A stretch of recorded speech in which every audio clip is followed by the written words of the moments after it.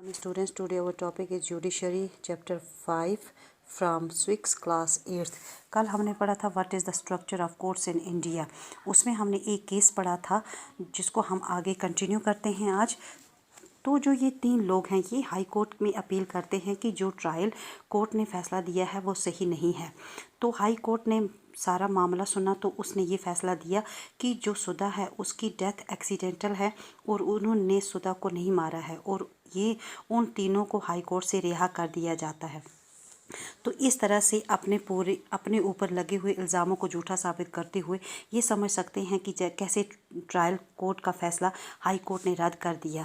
तो बात यहीं पर नहीं रुकती। जब सभी लोगों को छोड़ दिया जाता है तो वुमेन फेडरेशन जो है वो इस बात को लेकर काफ़ी गुस्सा हो जाते हैं कि ये जो फैसला कोर्ट ने दिया है उनको पसंद नहीं आया। वो काफ़ी डिमॉन्स्ट्रेशन करते हैं और फिर वो एक अपील हाई कोर्ट के खिलाफ सुप्रीम कोर्ट में करते हैं।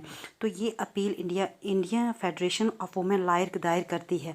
इन 1985 में सुप्रीम कोर्ट इसका केस सुनता है और उसकी माँ और उसके बेटे की बात भी सुनता है और ये फैसला दिया जाता है कि लक्ष्मण और उसकी माँ को पूरी ज़िंदगी जेल में बितानी है और लक्ष्मण का जो भाई है उसके खिलाफ कोई सबूत नहीं मिलता जिसकी वजह से उसको रिहा कर पढ़ते हैं what are the different branch of the legal system.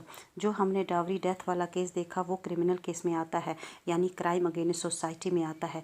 Criminal law के अलावा हमारी कंट्री में सिविल लॉ भी आते हैं यानी जो केसेस वैसे होते हैं किसी को मारा गया जिसमें किसी को पीटा गया बल्कि दो लोगों के बीच में किसी बात को लेके झगड़ा हुआ, डाइवोर्स केस हो गया, रेंट का केस हो गया या फिर किसी और चीज़ को लेके झगड़ा हो गया। तो हमने ये पिछले चैप्टर में पढ़ा है कि एक न्यू लॉ पास हुआ 2006 में जो कि वुमेन्स को बचाता है डोमेस्टिक वायलेंस से। उसमें हमने वहाँ पर देखा कि ये जो न्यू लॉ पास हुआ था ये लॉ एक क्रिमिनल लॉ नहीं था बल्कि एक सिविल लॉ था। तो नेक्स्ट वीडियो में हम पढ़ेंगे difference between the criminal law and civil law. Thank you for watching this video.